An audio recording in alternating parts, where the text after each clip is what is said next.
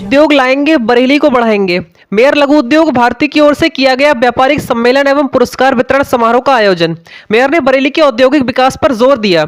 लघु उद्योग भारती और मुंशी पन्नालाल मसाला उद्योग प्राइवेट लिमिटेड की ओर से आज होटल रेडिशन के सभागार में व्यापारिक सम्मेलन एवं वार्षिक पुरस्कार वितरण समारोह का आयोजन किया गया।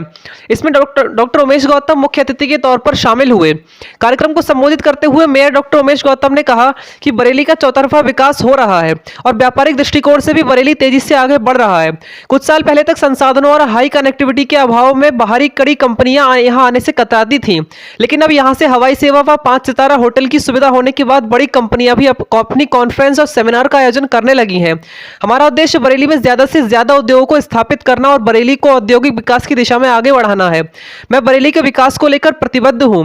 व्यापारिक हितों को लेकर कई योजनाओं पर कार्य भी किया जा रहा है। आशा करता हूं कि आने वाला समय बरेली के लिए व्यापारिक दृष्टिकोण से बेहद अच्छा होगा।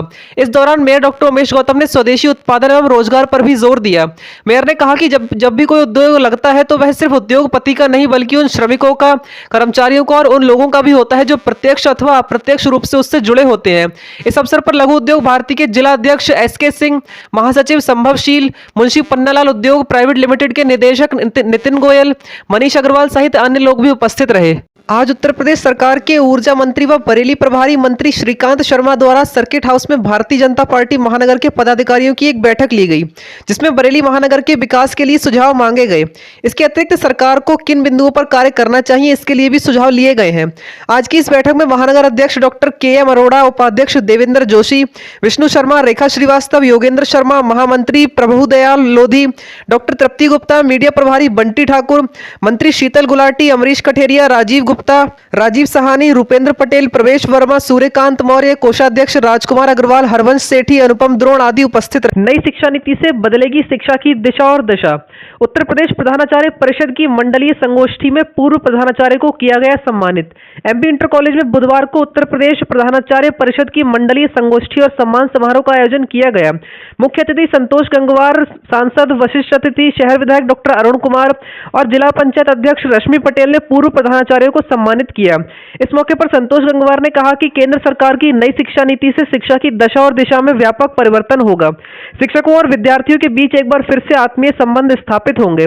जिला पंचायत अध्यक्ष रश्मि पटेल ने कहा कि जिला परिषद के नियंत्रण में 8 कॉलेज हैं। उनसे संबंधित यदि किसी शिक्षक को कोई परेशानी होती है तो वह कार्यालय पर आकर या फिर फोन के माध्यम से अवगत करा सकते हैं। तत्काल उसका निस्तारण कराया जाएगा। सम्मान समारोह में पूर्व प्रधानाचार्य सत्यवीर कटियार, ममता गर्ग, बहोरन सिंह राठौर, ज्ञानचंद्र गुप्ता, बदायूं के नदीम इरशद सिद्दीकी, वेद प्रकाश राठौर, पीलीभीत के तालिब हुसैन, शाहजहांपुर के श्यामलाल को सम्मानित किया गया। कार्यक्रम में परिषद के संयोजक डॉक्टर सुरेश रस्तोगी, डॉक्टर विश्वनाथ दुबे, संयुक्त शिक्षा निदेशक डॉक्टर अजय द्विवेदी, ब्रजेश शर्मा, राजेंद्र प्रसाद, प्रदेश प्रवक्ता Sunil Mishra, doctor Vishwanath Dubey, doctor SP Pandey मौजूद रहे। जिला विद्यालय निरीक्षक डॉक्टर अमरकांत द्विवेदी और जयनारायण इंटर कॉलेज के प्रधानाचार्य ब्रजमोहन शर्मा ने भी सम्मान समारोह में विचार रखे। यूपी बोर्ड की उपलब्धियों पर चर्चा की गई। MP इंटर कॉलेज के परिसर में उत्तर प्रदेश प्रधानाचार्य परिषद की मंडलीय संगोष्ठी और सम्मान समारोह के बाद यूपी बोर्ड की उपलब्धियों पर चर्चा की गई। संगोष्ठी में मुख्य वक्ता जिला विद्यालय निरीक्षक डॉक्टर अमरकांत सिंह और प्रधानाचार्य ब्रजमोहन शर्मा ने बोर्ड की उपलब्धियों के बारे में बताया। संयुक्त शिक्षा निदेशक ने राष्ट्रीय शिक्षा नीति पर प्रकाश डाला। नई शिक्षा नीति के बाद शिक्षा में एक बड़ा परिवर्तन होगा।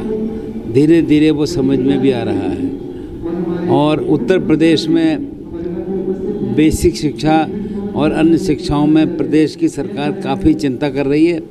हम ध्यान करें कि विद्यालयों की दशा में भी सुधार हो रहा है और हाई स्कूल और इंटर की परीक्षा अपने आप में मायने रखती है। अच्छी पढ़ाई हो और अच्छे परिणाम आए, हम सबकी अपेक्षा है। अब प्रदेश की सरकार इस ओर विशेष चिंतित है और केंद्र भी इस ओर विशेष ध्यान दे रही है।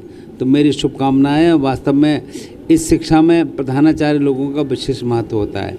आज यहाँ पर जिस प्रकार से प्रधानाचार्य भाई बहनों को सम्मानित किया गया वो अपने आप में एक विशेष बात है और मेरी सबके लिए बहुत बहुत शुभकामनाएं। हम साक्षरता दिवस मना रहे हैं, ऐसे में जो शिक्षा नीति तो चेंज हुई है लेकिन जो साक्षरता लेवल है उसमें उस तरह की बढ़ोतरी नहीं आ रही है। नहीं, ये वास्तव में आपकी बात सही है, पर आज़ादी के 70 वर्षों के बाद भी अगर हम साक्षरता की ओर ध्यान दें तो हमने साक्षरता के जो मायने बनाए हैं केवल ये कि प्रारंभिक जानकारी होनी चाहिए।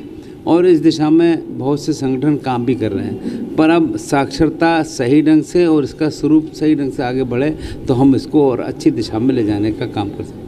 बरेली में मलेरिया के 22 नए केस मिले, 7 को जानलेवा फॉल्सिपेरम। कोरोना के बाद अब मलेरिया, डेंगू और टाइफाइड ने भी तेजी से पांव पसारना शुरू कर दिया है।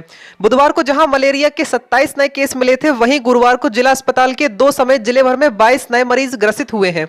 हैरानी की बात है कि इनमें से 7 नए जानलेवा फॉल्सिपेरम के हैं। हालांकि गुरुवार को डेंगू का कोई भी केस सामने नहीं आया है। उधर जिले में मलेरिया के अलावा डेंगू के भी कुछ लक्षण दिखाई देने लगे हैं। उधर जिले में मलेरिया के अलावा डेंगू के भी कुछ संदिग्ध केस सामने आने लगे हैं। हालांकि इन सब में डेंगू के 100% पुष्टि के लिए लखनऊ से रिपोर्ट आने का इंतजार है। वहीं ओपीडी में पहुंचने वाले बुखार के मरीजों में करीब 60% मामले टाइफाइड और वायरल के केस हैं। अब तक 1582 मलेरिया के मरीजों की पुष्टि हो चुकी है। वर्ष 2019 में जहां प्रदेश में मलेरिया के केस में जिला पहले स्थान पर था, वहीं कोविड के चलते पिछले 2 सालों से मलेरिया की जांचें भी प्रभावित हुई थी, जिस कारण केस भी कम सामने आए थे।